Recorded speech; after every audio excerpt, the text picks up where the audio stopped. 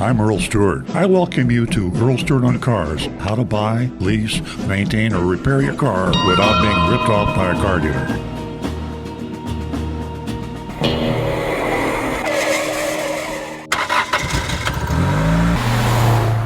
Yeah, floor plan is a car guy term. It's financing. And when car dealers stock inventories, especially pre-COVID, a typical car dealer would have 60 to 90 days supply. That means if they sold 100 cars a month, they typically have 200 to 300 cars in inventory. Well, that's a lot of inventory, millions of dollars.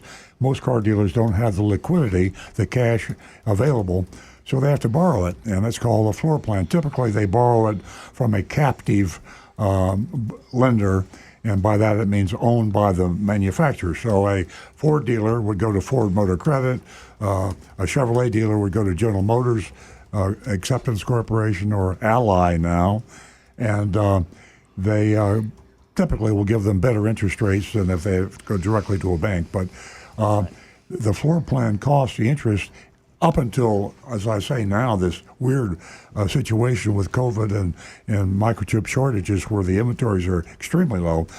Back in the normal times, which may or may not come back, a car dealer would pay hundreds of thousands of dollars in interest a month.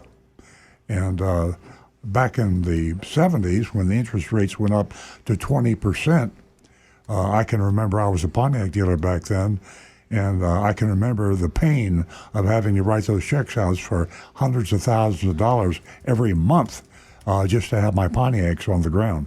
That doesn't happen so much anymore, but that was the case then.